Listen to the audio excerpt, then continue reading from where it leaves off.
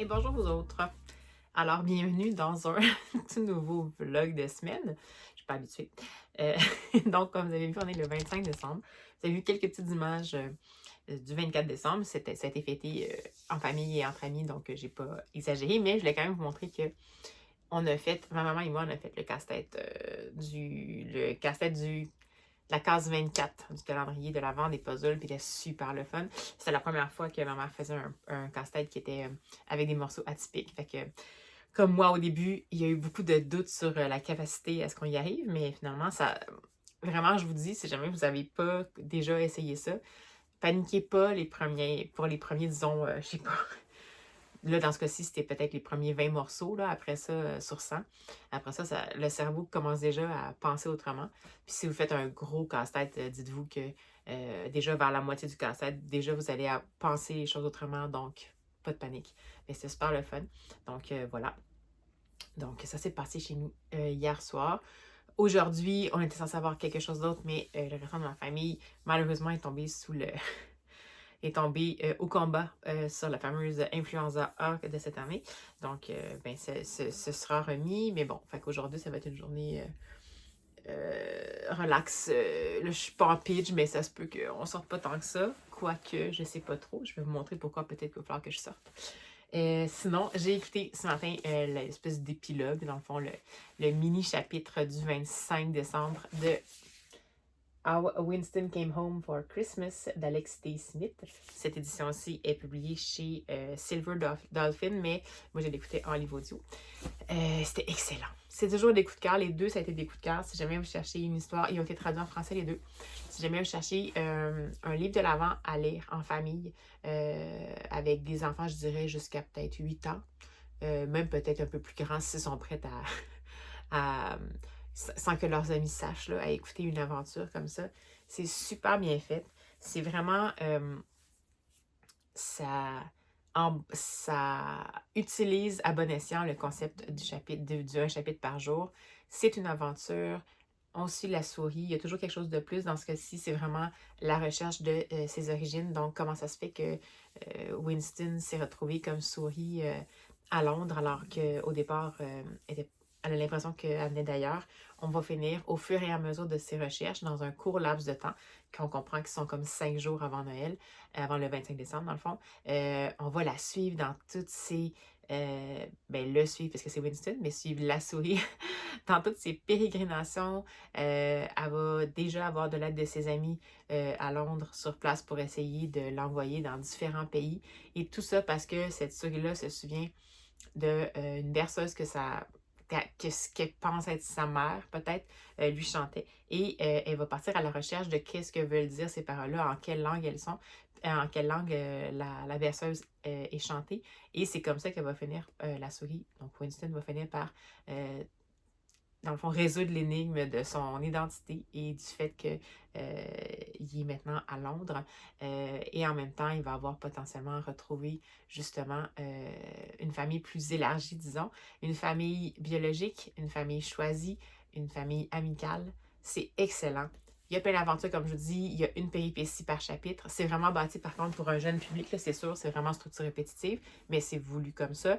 Fait qu'à chaque chapitre, une péripétie, presque à chaque chapitre, un nouveau lieu, disons peut-être aux 2 chapitres à peu près, parce que veut pas, on est à un endroit, on parle à quelqu'un qui nous dit oui, mais ce serait mieux là, donc là, c'est propulsé ailleurs. Presque à chaque chapitre, la possibilité que les choses tournent pas comme prévu, puis finalement que ça va tourner autrement, mais ça va nous amener quand même vers l'avant dans notre quête. C'est super touchant, c'est rigolo. On rencontre une brochette de personnages. Voyez-vous comme quoi, euh, dans ce livre-là, bien sûr qu'il y a beaucoup de personnages parce que Winston va voyager dans plusieurs pays et pourtant on ne se sent pas perdu dans les personnages. Évidemment, vous allez me dire, c'est des animaux, fait que c'est différent chaque animal, mais on ne se sent pas perdu. C'est bien amené, on les voit pas longtemps, mais on comprend bien leur caractère, on comprend bien comment à la fois où ils sont, qu'est-ce qu'ils font et qui ils sont peuvent avoir un impact sur l'aventure. Donc, j'ai vraiment, vraiment, à chaque année, j'aime ça vraiment. Là, je pense que s'il y en avait juste eu 2 dans cette série-là avec Winston, parce que dans le fond, ça se conclut pas mal, je dirais. Là. Mais tu sais, là, je les ai lus, je les réécouterai pas nécessairement, mais avec vos familles, ça pourrait devenir une tradition. Pour vrai, c'est super bien fait. Je dirais, comme je vous dis, peut-être du 4-8 ans ou 4-7 ans, disons, là, ça fonctionnerait vraiment. En plus, il y a une version audio pour ceux qui écoutent en version originale en anglais. Si jamais vos enfants parlent anglais, dans le fond, la version audio, comment qu'elle fonctionne, c'est qu'il y a des grands espaces entre chacune des dates, donc entre chacun des chapitres, puis ça nous dit à chaque début de chapitre qu'on doit écouter ce chapitre-là, telle date. Fait que même un enfant pourrait à la limite l'écouter en autonomie. Donc, c'est vraiment bien fait. Puis là, comme je vous dis, finalement, je l'ai écouté en audio. Je garde quand même évidemment la version papier chez moi, mais en plus, dans la version papier, je l'avais montré au début, mais pour ceux qui ne me suivaient pas depuis le 1er décembre, dans le fond, dans chaque version papier, j'avais pas vu. Ça va vous. Je vous le montrerai pas, c'est une illustration super belle, mais ça va vous divulgacher un peu la fin. J'avais même pas vu les illustrations. Elles sont trop cool! On a vraiment des personnages variés, là, je peux vous dire. Je sais pas si je peux vous en montrer quelques-unes. Peut-être. Donc, celui-ci. Donc, on a quand même un renard qui s'acoquine avec une souris. Oui, oui. On a peut-être... regardez les belles illustrations. C'est vraiment bien composé. Puis c'est illustré par Alex T. Smith, là. Je sais pas si j'en ai un autre dans les personnages un peu rigolos. Oui! Un petit personnage mauve. Et puis, dans le fond, à la fin de chaque chapitre, vous avez des activités à faire avec les enfants que vous n'êtes pas toujours obligé de faire, évidemment, mais ça vous donne aussi la possibilité. Comme là, par exemple, si on va se promener en Allemagne, puis on a la recette pour un des plats qui est mentionné, on a aussi des activités qui sont plus de type bricolage. Et là, je regarde les illustrations, puis là, je suis comme triste parce que je l'ai écouté en audio. La version audio était vraiment excellente, mais là, c'est trop beau. Je pense que je vais le refeuilleter quand même. Et mettons, par exemple, ici, c'est comment faire une guirlande avec du popcorn. Donc, c'est vraiment trop un incontournable. Donc, je vous le dis, pour vos 2 prochains Noëls en famille, si vous avez des enfants entre 4 et 7 ans, il y en a 2, il faut commencer par le premier pour bien comprendre. Donc, le premier, c'est... How Winston Delivered Christmas. Puis dans celui-là, c'est How Winston Came Home for Christmas. Je sais pas si j'ai... Puis il y a quand même... en même temps, un petit calendrier, là, si vous voulez y aller avec les chapitres comme ça. Au début, la table des matières est en forme de calendrier de l'avant. Donc, je suis bien enthousiaste, mais bon, c'est ma lecture. Après, ce que je vais faire, c'est que j'ai eu des cadeaux hier. J'ai eu des cadeaux qui n'étaient pas nécessairement directement reliés au livre, mais pas mal tout indirectement reliés au livre. Donc, ah non, il y en a que j'ai oublié. En bas, je vous montrerai peut-être. Dans le fond, de ma maman, j'ai eu plein de cadeaux, dont, je vous la montrerai, dans le fond, ma mère a trouvé l'affiche d'un livre québécois de bibliothérapie dont la couverture était super belle. Puis dans le fond, elle a fait l'amener la couverture, donc ça fait comme une affiche à mettre au mur. Donc ça, c'était super cool. Fait que c'était indirectement relié au livre parce que premièrement, ça parle de la bibliothérapie, mais en plus, c'est la couverture d'un livre. Mais là, c'était pour sa valeur visuelle, sa valeur artistique et touchante que j'ai eu ça. Après, j'ai eu beaucoup de choses de confort, entre autres des chaussettes chaudes. Donc, pour lire, j'en ai quand même qui sont couleur thématique Noël, des plus fines qui sont un petit peu plus comme la couleur de mes yeux, et des grosses dodus pour les grosses journées, comme aujourd'hui peut-être. Donc ça, pour lire tout en chaleur, ça va.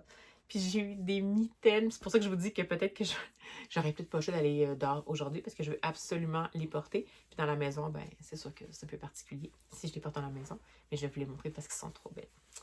Ça faisait trop longtemps que je voulais des mitaines. J'en avais des... ouais, je vais les montrer un petit peu, mais regardez. Je pourrais même essayer de lire avec ça, mais je pense que ça serait dur de tourner les pages. Donc ça, c'est pour quand j'écoute mes livres audio à l'extérieur. Donc, il y a un petit lien quand même. Je trouve trop belle. J'ai goûté garder. Et sinon, ben, mon copain a fini par me donner... eh bien, nous donner, parce qu'on va le faire ensemble, mais là, il m'a dit, ben là, il faut que tu fasses plus que pour l'autre. Donc, il nous a donné un book nook, un autre book nook qu'on avait regardé. C'était plus dans cette type-là qu'on avait plutôt, on avait voulu le goût d'aller. Donc, c'est celui-ci. Donc, c'est Book Nook in Wonderland. C'est le bookstore avec, je sais pas si on va voir comme il faut avec les reflets. Donc, c'est l'intérieur d'une librairie avec un gros fauteuil. Et puis, je ne sais pas si j'ai d'autres images. Donc, voilà. C'est quand même assez long, là, 196 pièces. C'est encore une fois un sans colle, mais la dernière fois, je ne sais pas si vous vous souvenez, quand on a fait l'autre, il y avait des pièces à coller avec du ruban double face. C'est vraiment long. Fait que là, mon copain a dit comme on va mettre de la colle chaude, genre ça sera pas au ruban double face. Mais voilà. Fait que c'est super le fun. Ça faisait longtemps qu'on le regardait, il y avait celui-là, puis on hésitait. Puis là, il m'a fait un gros cadeau. Fait que voilà. Fait que ça aussi, ça a rapport avec la lecture parce que Book Nook, parce que premièrement, c'est une scène qui se passe dans une librairie. Et en plus, c'est supposé, bon, pour le moment, on ne l'utilise pas comme ça parce que vous avez vu, c'est vraiment plein. Mais c'est un diorama, donc c'est un diorama, mais qui sert de serre-livre, donc c'est censé s'insérer à l'intérieur d'une bibliothèque pour, pour que les livres puissent s'appuyer dessus.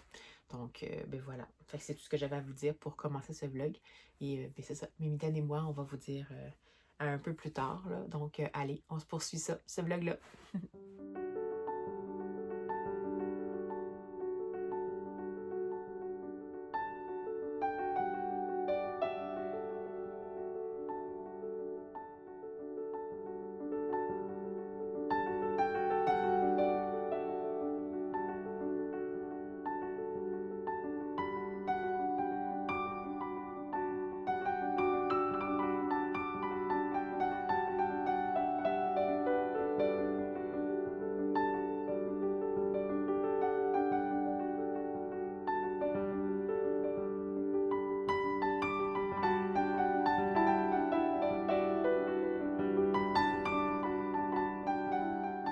Et bonjour vous autres. Alors, voilà, on est le 25 décembre, encore une fois, un petit peu plus tard dans la journée. Mais finalement, ce que j'ai décidé de faire, c'est que j'ai décidé de lire un livre qu'en fait, j'avais prévu de lire hier soir, le 24 décembre, parce que c'est un livre qui fait partie de, supposément, une tradition anglo-saxonne de lire une histoire de fantôme lors de la veille de Noël. Donc, cette année, j'avais prévu de lire un Edith Wharton. J'ai jamais lu d'Edith Wharton, mais là, c'est une de ses short stories, donc Afterward d'Edith Wharton.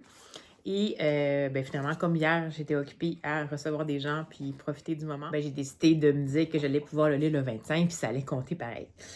Alors, dans le fond, l'histoire de ça, c'est l'histoire d'un couple américain qui a fait un peu fortune grâce à des investissements de la part du monsieur du couple et qui ont comme un rêve d'aller se retirer en Angleterre dans un endroit reculé et pittoresque. Et après avoir recherché plusieurs types de maisons, à un moment donné, ils disent, vous n'avez pas quelque chose qui est plus pittoresque et tout. Puis ils voudraient même avoir genre une maison hantée et tout ça, pour que ce soit encore plus l'expérience totale. Et finalement, ils vont se faire proposer la maison de ces lignes, je pense. La maison de... Je pense que c'est Ligne. Bref, c'est comme un manoir. Et la personne qui leur propose, dans le fond, elle dit, désolée. Elle dit, c'est hanté, mais en fait, les gens n'ont jamais vu les fantômes parce qu'ils le réalisent toujours juste après coup. Donc, afterward. Puis elle donne pas plus de détails. Fait que bon, finalement, il décide de le prendre. En plus, c'est un manoir qui a aucune commodité. Puis là, il aime vraiment ça parce que ça fait vraiment comme, tu sais, typique et tout ça. Et le temps avance. Puis à chaque fois, au début, il se pose beaucoup la question, y a-t-il vraiment des manifestations? Non. Et puis finalement, ça passe un petit peu à la trappe et tout. À un moment donné, la femme du couple va voir à un moment donné une silhouette. Puis elle va penser que c'est une personne. Elle va dire à son mari. Puis là, le mari va partir en courant en pensant que c'est quelqu'un du voisinage, puis bon, ça va rester comme ça. Finalement, quand il arrive dehors, la personne n'est plus là. Et éventuellement, un bon matin, la femme va réaliser que son mari, en fait, la raison pour laquelle il avait fait des bonnes affaires, c'est qu'il avait fait un bon investissement et ça concernait une mine, en fait, la mine Blue Star. Et elle voit dans le journal que son mari est poursuivi par un des investisseurs, ou en tout cas une des personnes qui aurait poussé à investir là-dedans, puis qu'il n'aurait peut-être pas donné toutes les informations et tout. Puis elle essaie de poser un peu plus de questions à son mari et tout ça. Puis son mari est comme, non, mais c'est réglé, c'est correct, c'est juste comme un malentendu, blablabla. Fait que là, bon, finalement, ça reste comme ça. Et puis là, ben, un peu plus tard, elle a des trucs à faire et tout. Puis bon, il y a quelqu'un qui arrive à la maison pour dire, ben, je veux voir son mari. Puis elle dit, ben, avez-vous rendez-vous? Puis elle a quand même ça qui vient quand même de loin. Fait qu'elle est juste comme, au début, elle est un peu comme, elle est pas sûre. Puis après ça, ben, elle dit, ah, ben, c'est beau, tu sais, allez-y. Puis j'imagine qu'il va vous voir vu que vous avez l'air de venir de loin. Puis ça reste comme ça. Et peu de temps après, ben, elle réalise que son mari a disparu. Et donc, la suite des choses, ça va être tout de savoir qu'est-ce qui se passe. Est-ce qu'elle a réussi à savoir qu'est-ce qui s'est passé exactement? Est-ce que finalement le manoir est tenté ou pas? Comme c'est une courte histoire, j'en ai quand même déjà dit pas mal, donc je ne vais pas terminer le tout là-dessus. Mais c'était extrêmement bien écrit. J'avais lu dans la même collection, celui de Arthur Conan Doyle. Il me semble que c'est ça. C'est de Polar Star, quelque chose comme ça. C'était bien fait. Mais celui-là, il est particulièrement bien fait. Il n'y a pas beaucoup de personnages. L'ambiance est vraiment bien placée. Bien évoquée. Rapidement, on va se sentir un peu là-bas. On va sentir l'inconfort de la situation en même temps que les personnages. On va se poser des questions. On va se demander, ben, écoutons, est-ce que c'est vraiment, est-ce que ça va se résoudre? Est-ce qu'ils vont finir par trouver qu'est-ce qui se passe? Est-ce qu'il y a vraiment des fantômes? En quoi ça peut en fait avoir un impact sur les autres ou pas? C'est vraiment, vraiment bien roulé. Bon, ça me donne envie, même si je sais que c'est absolument pas typique de son genre d'écriture. En fait, c'est pas un genre dans lequel je crois qu'elle a écrit beaucoup, Edith Wharton, ou je me trompe, puis c'est vraiment un genre qu'elle a beaucoup exploité, là, mais ça me semble être plus comme une espèce de une short story, plus comme un essai de genre, justement. Mais sa plume, en tout cas, elle est habile, elle est efficace, avec un quand même bon dosage de partage d'intériorité des personnages sans qu'on s'apesantisse trop non plus sur la situation. Le déroulement de son histoire est absolument bien adapté au format. Donc, c'est une histoire qui est une short story et c'est une histoire qu'on comprend qui convient absolument à cette durée-là. Des fois, pour les short stories, c'est pas vraiment évident non plus. Des fois, on sent que les auteurs avaient comme trop d'idées puis essayer de le faire rentrer pareil dans un format court. Dans ce cas-ci, c'est juste bien dosé. Puis c'est quand même... Disons que ça secoue assez les repères quand même pour donner un petit frisson. C'est pas de l'horreur, là, mais ça secoue assez les repères. C'est plus au niveau, un frisson un peu plus psychologique que nécessairement un frisson style gros, gooey, sanguinolent. Donc, voilà. Donc, j'ai beaucoup aimé ma lecture. Alors, si jamais vous ne la connaissez pas, cette collection-là, ben, c'est en édition originale, par exemple, c'est en anglais, mais c'est super intéressant. C'est chez Biblio Oasis. C'est des petits prix, là, c'est 8,95. Puis c'est toutes ce sont toutes des courtes histoires qui sont parues il y a un bon moment. Donc là, je vais aller juste voir ici. De ce que je vois, c'est qu'il y a Charles Dickens, on en a un que c'est Charles Dickens, l'autre dans la collection, A.M. Burrage, je sais pas c'est qui, l'autre Edith Wharton, M.R. James, Marjorie Bowen. Bon, c'est que ça devait être dans les premiers parce qu'après ça, moi j'ai lu celui de Arthur Conan Doyle. Puis, ben c'est ça, c'est quand même, il est super bien fait. Physiquement, l'objet livre est vraiment bien fait, même si c'est un petit prix. Puis c'est le fun de revoir un peu des histoires comme ça qui ont... Comme celui-là, elle est parue en premier lieu en 1910 dans un magazine, donc dans The Century Magazine. Donc, c'est intéressant de voir comment ça a pu évoluer à travers le temps, comment à l'époque, c'était comme un peu la mode aussi, des histoires de fantômes. Puis comment, en fait, ça a pu faire peut-être rayonner des autrices ou des auteurs qui potentiellement, peut-être à l'époque, avaient, je sais pas, Edith Wharton, c'est à l'époque était connue pour ses autres grands titres, mais en tout cas, j'en ai un autre de toute façon d'Edith Wharton qui est, je pense, un de ses classiques, là, ça me donne un peu envie de le lire, en effet, parce que vraiment, c'est une plume super bien, je sais pas, super agile. Puis ça me donne envie d'en apprendre plus. Donc, voilà pour la lecture. Après, ben, je sais pas trop ce que je vais faire. Je relaxe aujourd'hui. Donc, peut-être que je vais sortir du coloriage. On verra. Toujours pas de nouvelles lectures en cours. Donc, si j'en ai une nouvelle, je vous en parlerai. Mais voilà, on se poursuit ça, cette semaine de congé-là.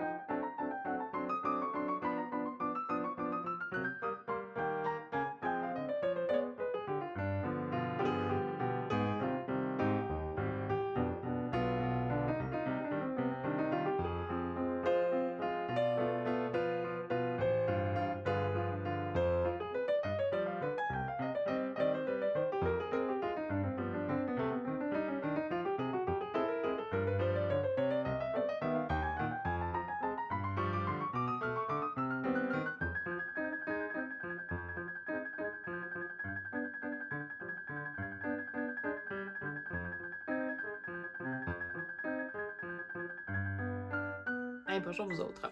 Alors, on est le samedi, je lève les yeux au ciel parce que j'ai aucune idée quel jour de la semaine on est. On est le samedi 27 décembre et ben, je vous reprends finalement tardivement, mais dans le fond, j'ai quand même commencé finalement le nouveau vlog hebdo juste le 25, donc un jeudi. Puis là, après ça, après tout le mois de Vlogmas, j'étais quand même habituée à vous prendre chaque jour, mais à avoir des lectures au long cours, vu que. Puis qui pouvaient prendre bien du temps. J'avais pas vraiment d'impératif pour vous en parler, parce que à chaque jour, je vous parlais d'au moins un album. Fait que là, il faut juste que je me réhabitue au format que je sais quand même que hebdomadairement, vous ayez un peu des recensions de lecture. Puis je vous admets que dans la période de flottement entre Noël et jour de l'an. Qui fait en sorte que je sais pas trop quel jour de la semaine on est. Puis, bon, en tout cas, nous autres, dans le dernier 24 heures, il y a eu des imprévus familiaux. Donc, il a fallu que je sois plus en mode concrètement présente et soutien pour plutôt que d'être en mode qu'est-ce que je pourrais bien lire. Et je vous dirais que j'ai envisagé de commencer, je ne sais pas combien de livres, en me disant je vais prendre une lecture audio, blablabla. Au début, je m'étais dit que j'allais poursuivre la série du département V de J.C. Adler-Olson parce que j'en ai entendu parler dans les booktubers, puis je sais qu'il y a une série qui est sortie aussi, adaptée Netflix, je pense, du premier tome.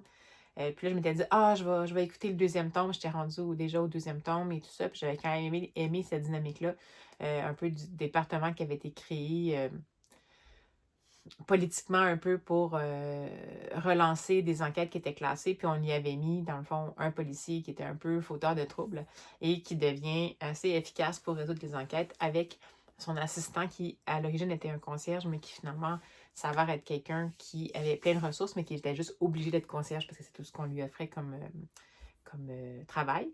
Donc, je m'étais dit, je vais commencer ça. Mais là, dans le deuxième, les sujets étaient quand même vraiment arides, fait que je me suis dit, est-ce que j'ai envie de finir l'année 2026 avec ça? Là, c'est ça aussi qui entre en ligne de compte. C'est que là, souvent, pas une panne de lecture, mais je fige un peu dans ce temps-ci, à ce moment-ci de l'année, parce qu'il reste juste 4 jours avant la fin de l'année et mon cerveau est en mode, est-ce que tu veux vraiment que ce soit ta dernière lecture de l'année? Alors que, en fait, c'est pas grave, mais mon cerveau, il est juste comme, faut que tu fasses le bon choix.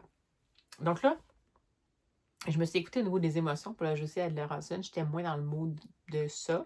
J'ai le goût de continuer la série, mais je n'étais pas nécessairement dans ce mood-là. Donc, j'étais comme, OK, je vais mettre ça de côté. Après ça, je me suis dit, mais qu'est-ce qui me reste dans ma pile à lire du Cold Winter Challenge, que j'avance quand même bien, mais bon. Là, je m'étais dit, je vais essayer de lire peut-être le deuxième tome de la série Falk, Les héritiers d'Arctique d'Aslak Nord. Et dans le fond, cette série-là, je l'avais beaucoup aimée. Puis, à chaque fois que je suis rendue dedans, je trouve ça super intéressant. Mais à chaque fois que je me dis que je veux m'y plonger, j'hésite. Je ne sais pas pourquoi. C'est super bien écrit. Et par contre, il n'existe pas en livre audio. Donc là, je me disais, il faudrait que je le trouve en livre numérique. Peut-être que je pourrais avoir un peu de lecture d'accompagnement. Sinon, il faut que je le lise en livre papier. Ça, c'est cool. Mais c'est toujours un peu audacieux pour moi. Mais je ne le mettais pas nécessairement de côté, mais je me disais peut-être que. Donc, potentiellement ça en papier, que je me disais. Ou enfin découvrir Écho de Marianne Eltéard, le tome 1, l'Onyx, chez Imeris Édition, que ça fait longtemps que je vais découvrir, qui se trouve à être de la science-fiction.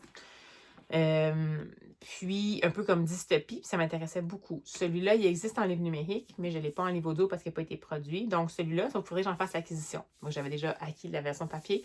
Je fasse l'acquisition en livre numérique. Je ne le trouvais pas en emprunt, donc j'y pensais quand même être sûre, peut-être de le commencer en papier, puis si j'aime vraiment ça, le prendre en numérique.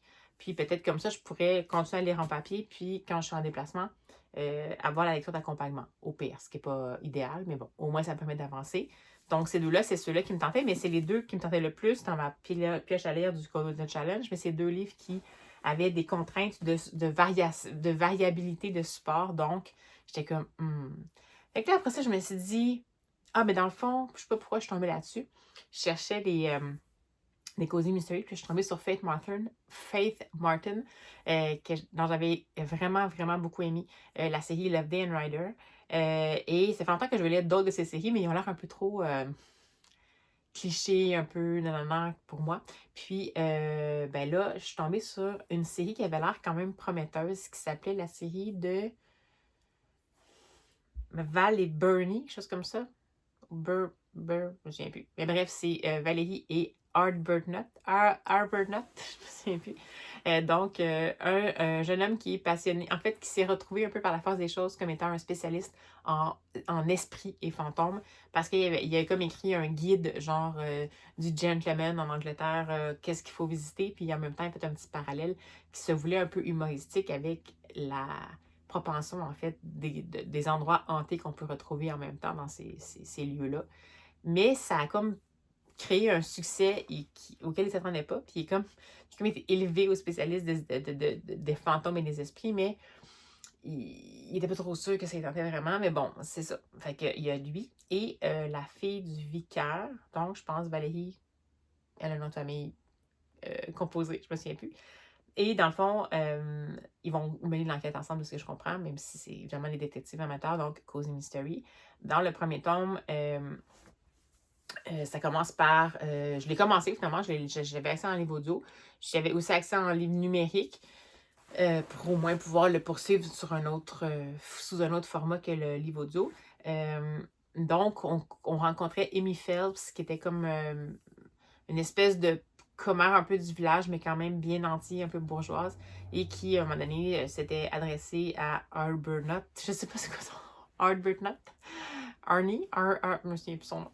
Donc, le jeune homme spécialiste des fantômes, pour dire, ben, j'aimerais ça que tu observes pour voir s'il n'y a pas des fantômes chez moi, parce que je pense qu'il y en a un qui essaie de me tuer. Puis c'est quelqu'un qui est comme hyper cartésienne, cette dame-là. Fait que, tu sais, au début, ça a comme surpris un peu le jeune homme, puis il était juste comme, ben, OK, mais en même temps, je suis pas vraiment un spécialiste.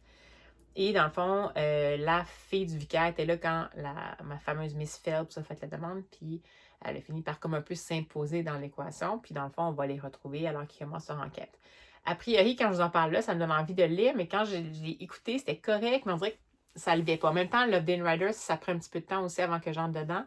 Donc, c'est juste que j'aimerais ça parce que j'avais aimé beaucoup les duos qu'elle propose, Faith Martin, mais j'ai en même temps un peu peur que ce soit trop caricatural. Fait qu'on dirait que je l'ai commencé, mais je ne sais pas si j'ai vraiment envie d'y retourner. Donc là, je suis encore un peu en train de regarder qu'est-ce qui se passe. J'avais aussi vu le Alice Fernet, Comme en amour. J'avais adoré son livre La conversation amoureuse. D'ailleurs, si jamais vous l'avez jamais lu, Alice Fernet, c'est un de ceux par lesquels je vous conseille de commencer. Il y en avait plusieurs qui étaient bons aussi, là, Grâce et dénuement, Comme en guerre, la guerre, je ne sais pas trop quoi, ça aussi, c'est vraiment intéressant. Mais là, celui-là, Comme en amour, c'est comme la rencontre de deux êtres, mais au niveau de l'amitié un peu fusionnelle, donc, et non pas l'amour, donc c'est intéressant, ça m'intéressait beaucoup. J'y aurais accès potentiellement en livre audio aussi. Fait que j'ai tous ces choix-là.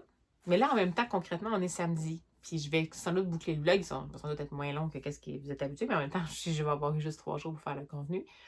Puis là, je me disais, ce serait quand même le fun que je donne une autre recension. Parce que dans le fond, là, je vous ai recensé mon roman de l'avant pour les tout petits, le Alex T. Smith, la fameuse surprise du Afterword d'Edith Wharton. Puis là, je me disais, je pourrais peut-être en lire un autre. Et là, dans ma pioche à lire du Cold Challenge, il me restait aussi des graphiques. Donc, j'avais aussi Pardalita. Pardalita de Johanna Estrella, qui était aussi une histoire d'amitié. Amitié, amour, un peu. Puis c'était un roman graphique un peu particulier. Et j'avais aussi le tome 1 de la série Louvre, donc de Miyako Miya, qui était chez Le Renard Doré. Donc, je sais pas trop. Sinon, j'avais aussi mon fameux Tom Gold, que j'avais précommandé. Et qui me fait bien envie, bien entendu. Mais à chaque fois, Tom Gold, j'adore, je veux le lire, mais c'est comme quelque chose qui fait comme bon un peu, dans lequel il fait bon piocher. Je me disais, j'ai-tu envie de le lire comme tout d'un coup, juste pour dire que je l'ai lu? Je sais pas. Fait qu'il reste ça. Puis aussi, je vais vous montrer les fameux cadeaux que j'avais lus. Le laminé que ma mère m'a fait faire avec une couverture de livre, c'était celui-ci. Je sais pas si on va voir, mais... Voilà. Donc, c'était pour l'illustration ici. Alors voilà, donc ça ne me reste plus qu'à trouver un endroit pour l'accrocher. Voilà, donc c'est où j'en suis. C'est pas très... ça manque un peu de détermination, surtout pour un samedi 1 heure. Je me disais que ce serait bien que j'ai quand même fini bientôt le vlog. Donc, je me demande ce que je vais faire. Pardelita, ça me tente. Louvre aussi. Ce serait comme l'idéal, ce serait vraiment que je commence au moins un de ceux-là pour voir si ça vaut la peine. Parce que ces deux-là, j'aimerais ça finir l'année dessus, ce serait cool. Idéalement, ce serait lui parce que je trouve vraiment le fun de pouvoir avoir découvert le tome 1 parce que le tome 2 est sorti. Fait que si jamais j'aimais vraiment ça, je pourrais commander le tome 2 qui est en fait une zoologie, donc le dernier tome. Donc ça, je serais à l'aise avec finir l'année avec ces deux-là. Ça, c'est des lectures qui sont légères. Puis là, je me demande juste si je continue le Faith Martin ou pas. En même temps, j'ai comme un peu commencé. Fait que là, je suis pas enthousiaste, mais je suis curieuse. Fait que je sais pas trop. Hein, gros problème. C'est pas des problèmes du tout, mais en tout cas, j'ai beaucoup de... Je suis wishy-washy aujourd'hui. Je suis un peu fatiguée. Je suis un peu... Je sais pas trop. Fait que je vais voir. Aussi, grâce à ou à cause de une booktubeuse que je suis sur Instagram qui s'appelle L'ivresse de lire des livres. Elle a dit « Ah, je vais faire un gros ménage de ma pile à lire. » Puis j'en fais vraiment fréquemment. Mais c'est sûr que là, avec la fin de l'année, je m'étais dit « Ah, il faut que je fasse... » J'aimerais faire, en fait, mon top des livres les plus marquants pour moi pour cette année. Mais en même temps, on dirait que je suis comme pas tant motivée. J'en ai lu vraiment beaucoup d'importants, mais il faudrait que je me replonge dans mes applications de lecture. Puis on dirait que là, j'ai comme pas tant l'énergie. Hier, c'était pas nécessairement évident au niveau... c'était vraiment... C'est la famille de mon copain. Tout va bien maintenant, mais ça a été un peu compliqué. Puis on dirait que ça m'a comme pris de l'énergie plus que prévu. Puis là, ben finalement, aujourd'hui, je suis comme juste dessoufflée. Mais en même temps, je sais que c'est maintenant que j'aurais envie de faire ces projets-là. C'est le temps de les faire. Mais en même temps, je suis un peu dessoufflée. Fait que là, je sais pas trop. Fait que bref, j'avais ça. Il y avait les tops sur lesquels je travaillais.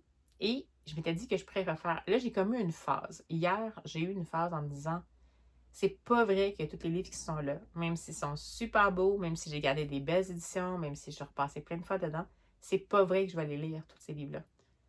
Donc, je sais que c'est le fun d'avoir du potentiel de livres. Je suis la première à vouloir ça, mais réalistement, j'ai pas d'espace pour ça.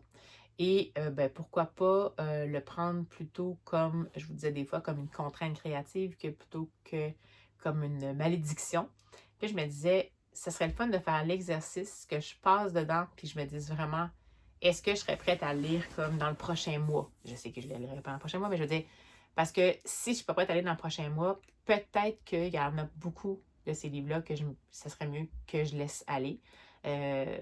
Puis, tout simplement, puis que je revienne à essayer de voir si je peux acheter, un peu comme je m'étais dit pour l'année 2025, puis ça a complètement raté. Donc, acheter moins, acheter mieux, acheter quand je veux soutenir des auteurs parce que je veux vraiment leur acheter leurs livres pour qu'il y ait les sous. Mais pas nécessairement acheter des livres que j'aurais envie de potentiellement découvrir, mais que je ne sais pas si je vais le faire ou pas. Puis donc, peut-être que, encore une fois, essayer de me tourner plus vers la Bibli, encore une fois. Je sais pas, je suis dans les grands questionnements.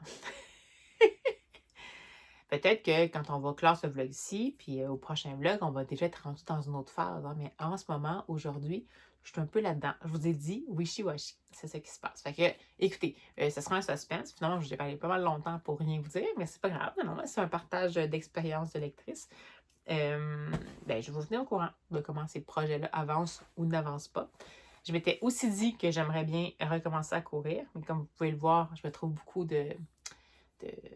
pas de raisons, mais de raisons pour me dire que je pourrais peut-être attendre un peu avant de recommencer, blablabla. Mais comme dans 2 jours, il annonce une grosse journée de pluie verglaçante, je sais qu'au début de la semaine prochaine, je ne pourrais pas recommencer. Je m'étais dit que j'aurais pu commencer le lundi. Ça va être comme mes semaines vont être replacées en mode un peu plus hebdomadaire. Mais me connaissant, il n'y a rien comme le moment présent. Si j'ai un feeling de me dire j'aimerais recommencer, ce serait comme le temps d'y aller plutôt que d'attendre et tergiverser. Donc, pourrais me dire que d'ici aujourd'hui ou demain, avant que la pluie verglaçante commence, je vais faire au moins une course. Puis après ça, ben, je vais en refaire la semaine prochaine. Bon, parce que j'avais beaucoup aimé courir l'année passée, pendant l'hiver. J'avais beaucoup aimé l'idée de ne pas arrêter la course pendant l'hiver. Ça me faisait du bien. Puis là, ben, parce que j'ai enchaîné beaucoup les virus pendant comme un mois, ça m'a complètement débalancé mon équilibre de petits exercices sportifs. Puis ben, j'aimerais ça le retrouver. Fait que ça n'a aucun rapport avec les fêtes, là. Je veux dire, j'aurais juste aimé ça de ne pas arrêter. Puis là, ben, je l'ai arrêté. Fait qu'il faudrait juste que je le recommence. Fait que peu importe c'est quand, ce sera jamais en lien avec oh mon Dieu, les fêtes, on mange beaucoup. Chaque personne gère ça comme il peut, comme il le souhaite ou comme ça se passe. Puis c'est tout, puis qu'il deal avec. Moi, je suis pas là pour faire des statements là-dessus. Et encore moins par rapport à moi, mais juste en général, je voulais juste vous rassurer. C'est juste que moi, je trouve que c'est une bonne habitude pour moi, pour ma santé mentale, d'aller courir. Et ben, j'avais arrêté, donc voilà. On a beaucoup de choses qui se passent en ce moment. Fait que ben, je vous reprends, je sais pas, quand j'ai du nouveau.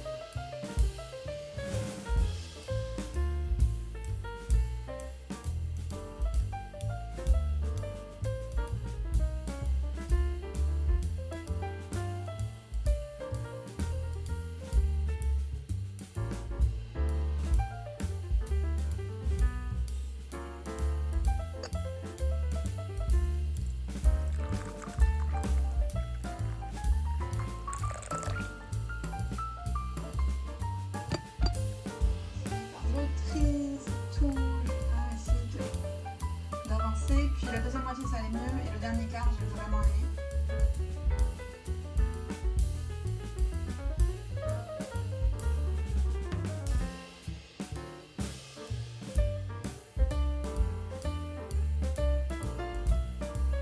Bonjour vous autres. Alors, on est toujours le samedi 27 décembre, fin de journée. Et finalement, j'ai décidé, comme vous avez pu voir, de lire le tome 1 de la série Louve de Miyako Miya. C'est publié chez Le Renard Doré. Et c'est vraiment une série de tranches de vie, mais en même temps, on sent qu'il y a le début d'un fil rouge un peu qui est avancé. Puis c'était comme tout doux, tout en émotion. Dans le fond, on va suivre par tranche de vie, en fait, la vie autour des gens qui vont vivre à la fois dans une montagne et autour de la montagne et qui tournent un petit peu directement et indirectement autour d'un duo, donc un frère et une sœur qui sont bergers. Et la sœur a l'apparence d'une louve. Et dans le fond, depuis toujours, ça crée... les gens disent que c'est une malédiction, les gens dans le village plus bas, ils disent qu'il y a un loup qui habite là, alors qu'en fait, c'est elle. Son frère la protège depuis tout le temps.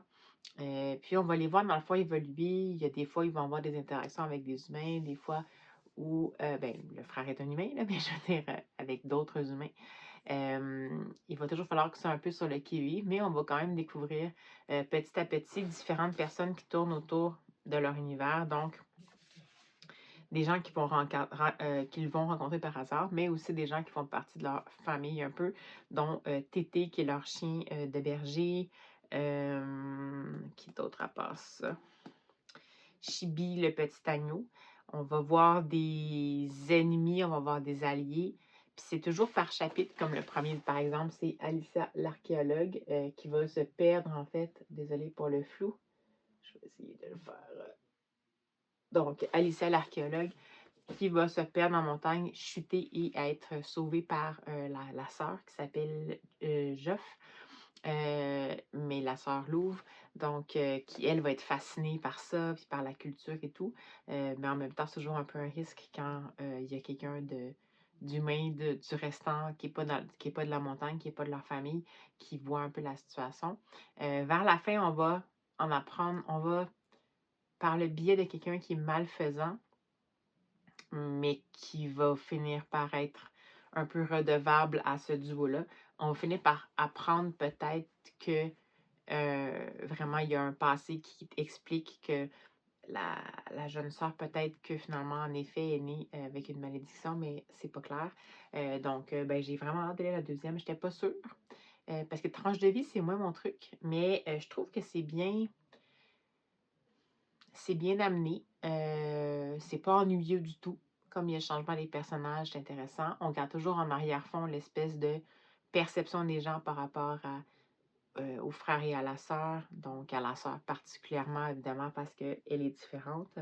C'est pas moralisateur.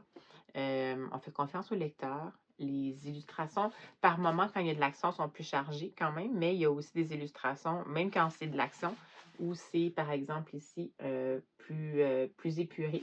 Donc, je trouve que c'est un bon compromis, parce qu'il y a quand même un peu d'action dans certains moments. Donc, c'est pas juste de l'épuré philosophico-éthéré. C'est aussi, il y a des moments où il y a plus d'action, mais ça reste un dessin épuré. Puis je trouve que c'est plus accessible. Fait que vraiment belle découverte. Je sais que le tome 2 soit est paru ou paraît tout bientôt au Québec. Et puis, je suis assez intriguée. Est-ce que c'est assez pour l'acheter? Je ne le sais pas. Mais vraiment belle découverte. Très heureuse d'avoir découvert ça. Je vous invite à le tenter, ce manga-là. C'est paru ici, il me semble, bon, mars 2025 en France, fait que peut-être en juin, nous autres ici. Puis avant ça, cette autrice-là a fait Contes fabuleux de la nuit, qui ont également été publiés chez le label Le Renard Doré, aux éditions Rue de Sèvres. Et ça, c'était un one-shot, c'est un recueil d'histoires courtes. Dans celui-là, dans le fond, c'est un peu aussi des histoires courtes, mais ça tourne autour d'un fil rouge.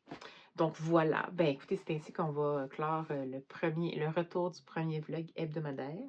J'espère que ça vous a plu, même si c'était un peu plus restreint en nombre de journées de tournage. Puis ben, n'hésitez pas à me faire un petit coucou en commentaire si ça vous dit. Est-ce que vous avez est-ce que vous passez un temps des fêtes agréable ou échevelé? Est-ce que vous êtes obligé de travailler? Est-ce que vous avez le temps de lire? Est-ce que vous avez envie de lire? Est-ce que vous êtes comme moi un peu stressé de vous dire qu'il faut choisir le bon livre pour finir l'année? Bref, gênez-vous pas, ça me fait plaisir de vous lire. Alors, ben voilà. Alors, nous autres, tout ce qui nous reste à nous dire, c'est à la prochaine!